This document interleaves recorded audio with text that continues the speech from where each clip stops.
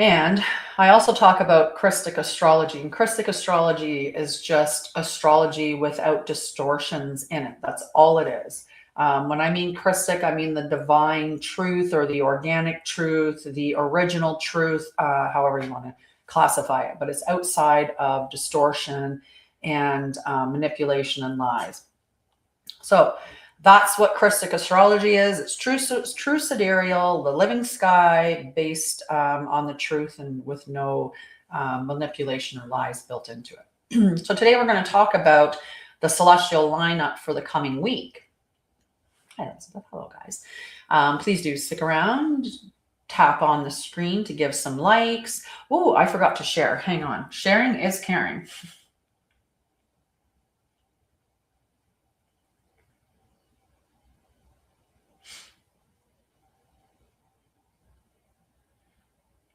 I do need to take a sip of my tea because my throat is tickling.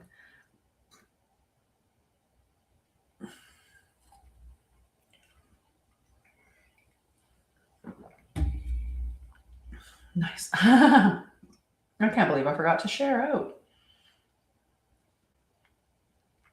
Sharing is caring, but that's okay. In a moment, we're going to talk about the living sky and how to work with the energies. I think sometimes people feel almost a little bit of an opposition to true sidereal for some reason. And, maybe that's surrounding the fact that they have built an identity on they have their identity based in the tropical astrology.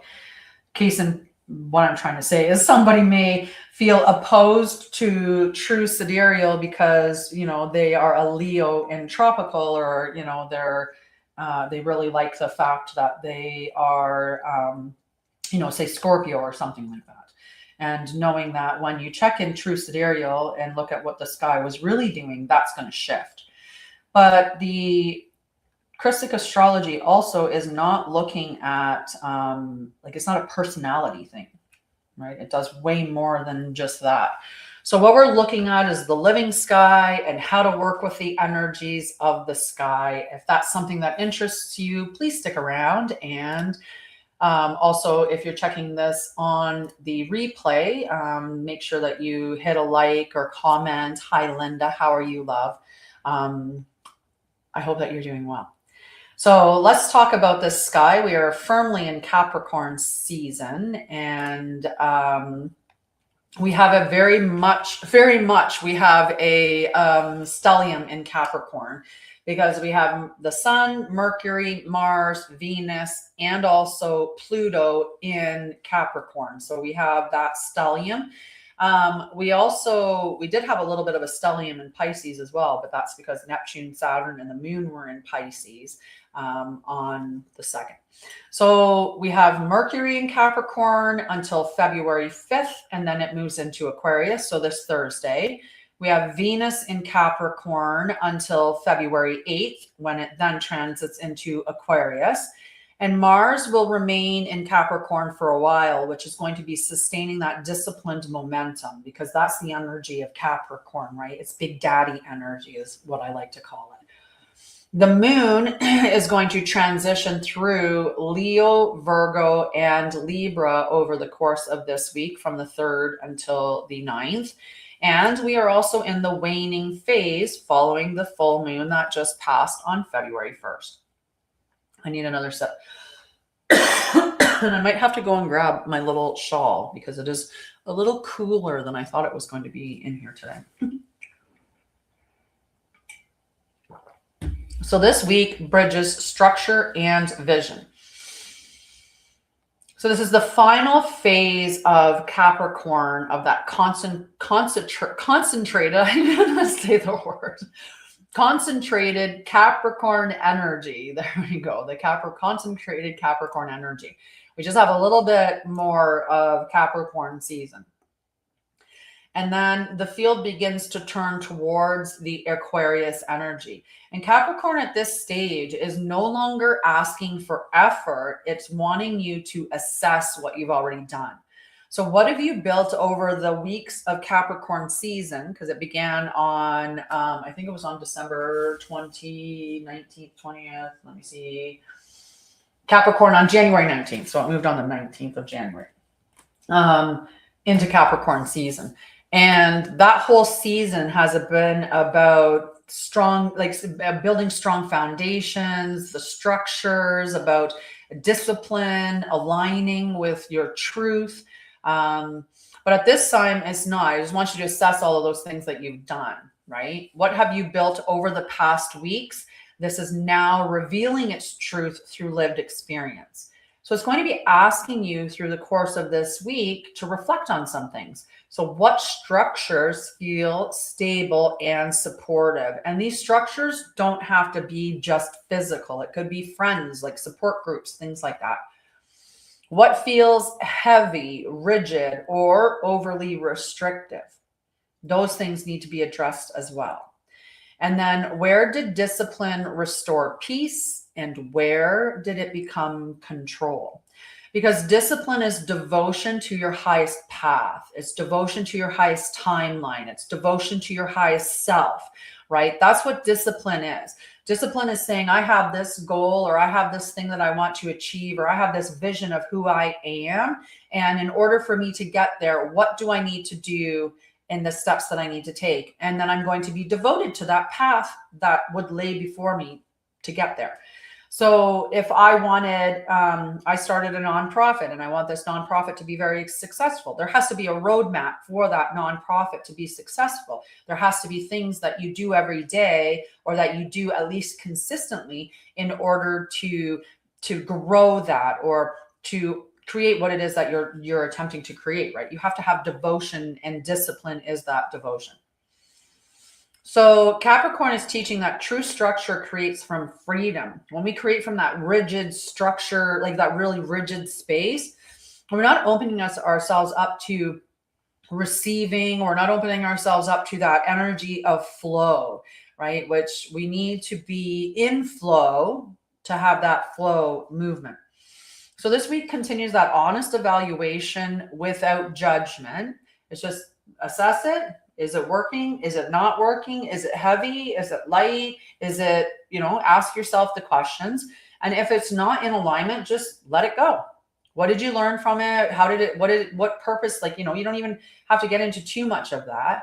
But let's say I do this evaluation during Capricorn season and I'm like, oh, the evaluation that I'm making is, say, all these groups that I'm running. There's far too many of them. I need to streamline.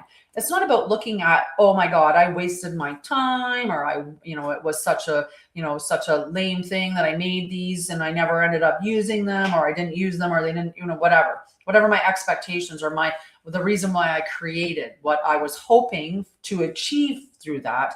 It's not a loss. Sometimes it's just a refinement. You're looking at what really aligns with you in the moment. And that can change because you've changed. So some things just simply need refinement before the next season begins. And we want to be prepared for Aquarius season. So another sip of tea. Please tap the screen, the viewers, please. Unfortunately, it's the way that TikTok and all of them are. You need to get the likes. You need to get the interaction. And if you don't, then they think, well, what's the point of, promoting that person's videos, because nobody's even watching it. All right, let's look at what the other energies are of the week and get our focus in. We got Mercury and Venus. These two are transiting from Capricorn into Aquarius. So they're going into, the mental and relational field, mental being Mercury, relational being Venus, are preparing to loosen because they were under that big daddy energy of refinement and alignment that we were with that Capricorn energy. So it's now with Mercury moving towards Aquarius, we are opening our perception and new thinking, while Venus begins to reorientate your values and your relationships towards freedom and authenticity. So those things are going to be being pulled out of us through the season of Mercury and Venus being in Aquarius. So this week is not about acting on the new ideas yet. It's about noticing what wants to evolve. So what are the new ideas that are coming to you? Where are there things within that you want to see expand, that you're growing, that type of stuff. It's making note of all of these things. So as Capricorn finishes the work, Aquarius will reimagine it. Because remember, Aquarius isn't, as we went through the seasons, right? Sagittarius was about drawing the arrow in truth, in alignment, and setting it forward. So it's like, let's go. We've got the truth now. We've refined, like we've gotten to our truth and alignment. Now that we're in truth, let's set the foundation and build the structures and refine everything that's around us. That's what Capricorn was doing. And then Aquarius says, well, now that we've refined this and we have legacy for our, for ourselves and for our children, how can we make this future proof? How can we make this so that it is not just a legacy, but it is also, going to help humanity? How can this be more of a collective thing? And so Aquarius wants to move it to the future and also to humanity. It wants to enlarge enlarge what we're building through Capricorn. Okay, so that's what's happening with Mercury and Venus. Now we have the moon flow. So the moon is about expression, then refinement, and then balance. That's the phases that it goes through this week as it goes from Leo to Virgo to Libra. In Leo, it's about authentic expression without performance. So like me, I'm just showing up, right? I'm showing up regardless of how many people are watching me. I'm showing up regardless of the feedback that I'm getting, right? Because I'm showing up as me, authentically sharing the truth of True Sidereal and Krystic astrology and how to work with the energy of the week. Because that's what I teach people to do. I teach people to align with their truth and how to live as we are meant to live in the divine organic blueprint. So Christ consciousness, Krystic astrology, the Krystic path, and embodiment, things like that. That's what I teach.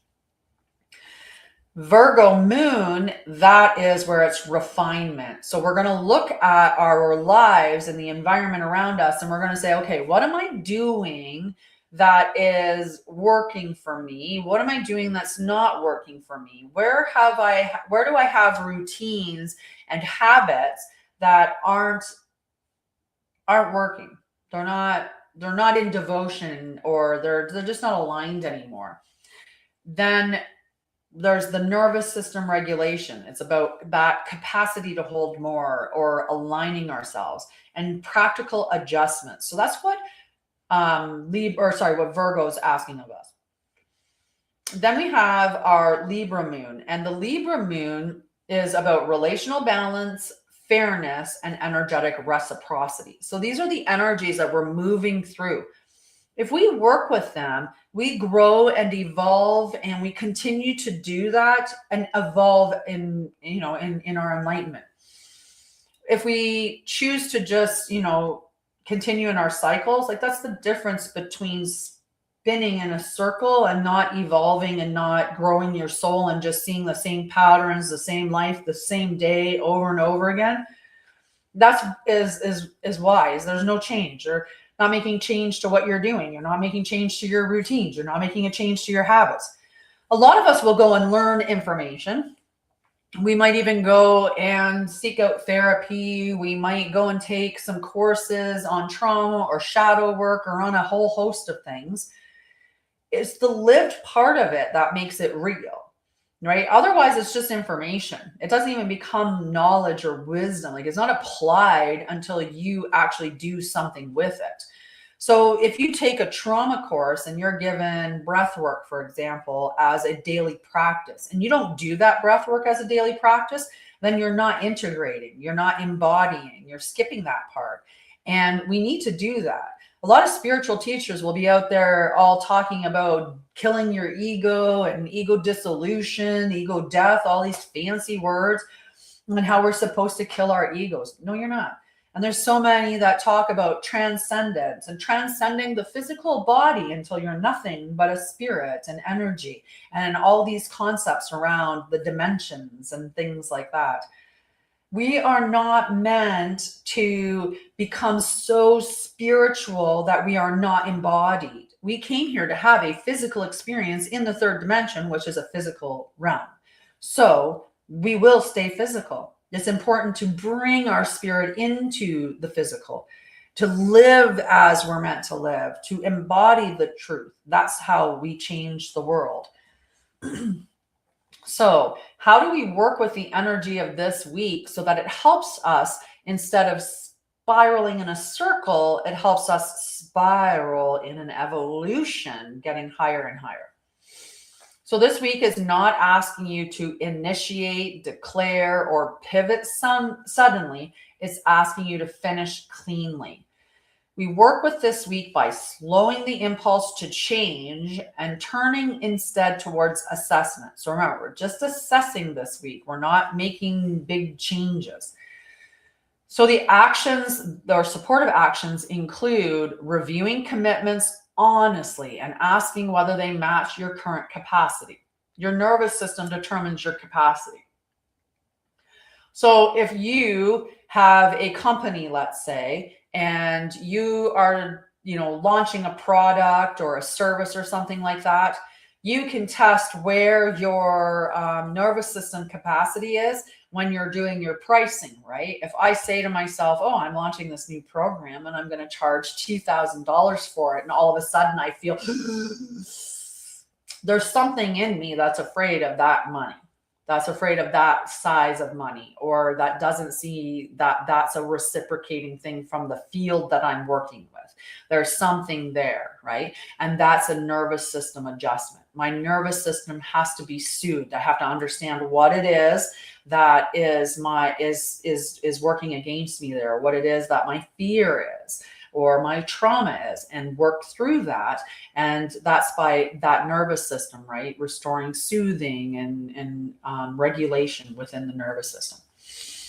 We are going to be this week asking to refine routines so that they require less effort and to create more stability, right? Your routines are supposed to flow smoothly, and it's not meant to feel like it's a labor or that you're doing it because you have to or you're performing in some way.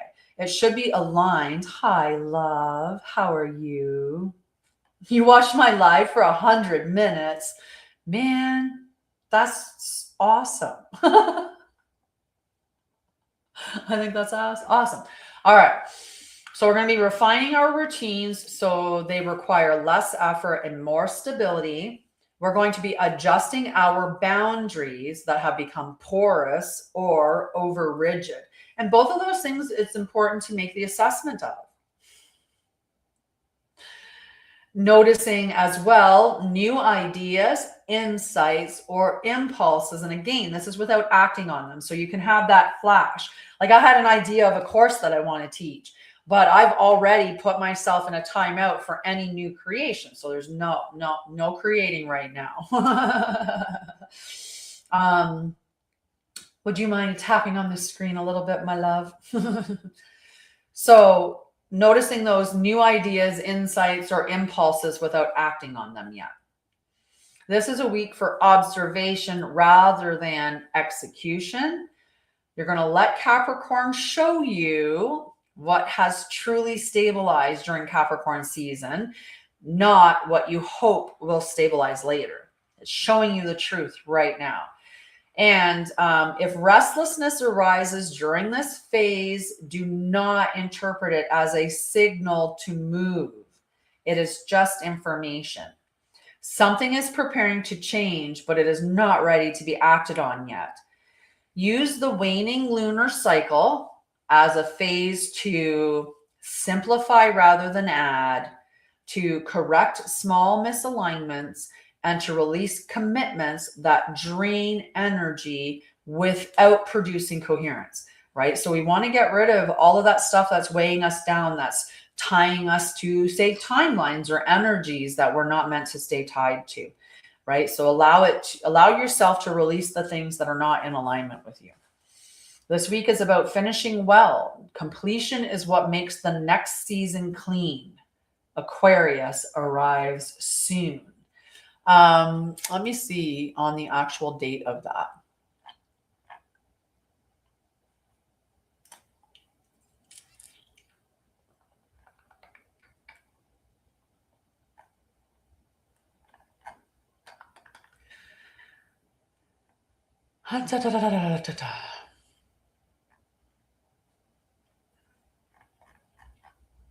I went to the wrong spot on the site to check it. Let's go back to the sun. Let's look at our sun.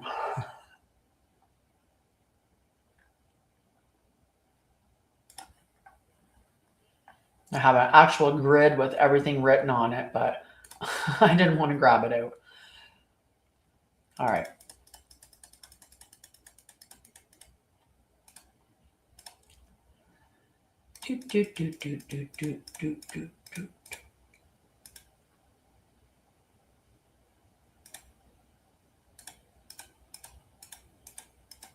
February 16th is when Aquarius season officially begins. All right. February 16th, and early in the morning as well. So we've got a little bit yet. So next Tuesday, we will continue preparing for the sun's transition into Aquarius and explore how to shift from structure into innovation without losing coherence. Let what is stable remain, and let what is ready to evolve. Geez, that was a tongue twister I made for myself. But that's it. It's a quick live today. It was just a quick live to check in on the energies of the week. And again, using True Sidereal, and we're looking at the living sky. That's how I work. I work with the living sky. So, right, easy for me to say. So we're working with the living sky here. We do our check-in on Tuesdays for the entire week. And so that's available on the recording, which will be on YouTube channel or TikTok as well, but I'll put up some clips for it. And I'll see you here on Thursday. And Thursday we will be here around 1:45. I should be on time on Thursday. I don't think there's a reason why not to be at this point. But I'll see you on Thursday at 1:45. And that's where we're going to talk about Christ consciousness. And we're also going to talk about living the embodied way or the Krystic pathway, however you want to say it. And that's it. That's all. It's a quick little check-in this week. And then we'll be back at it. We'll be back at it on Friday. Well, no, Thursday. Geez, Thursday. They're nice glasses. I wonder if I should get a pair. Right? I could try. All right, you guys. Well, I love you. I hope you have a wonderful week. Check out the recording to see what to anticipate with the energies. And like I said, I'll be putting up a little bit of content, like little clips from the live into that. But otherwise, I'll see you back here on Thursday at about 1:45 p.m. Mountain Time, which is, 3:45 Eastern Time. So 3:45 Eastern. As an example of the time zone, the different time zones. But I love you, and I'll see you then. Have a beautiful afternoon.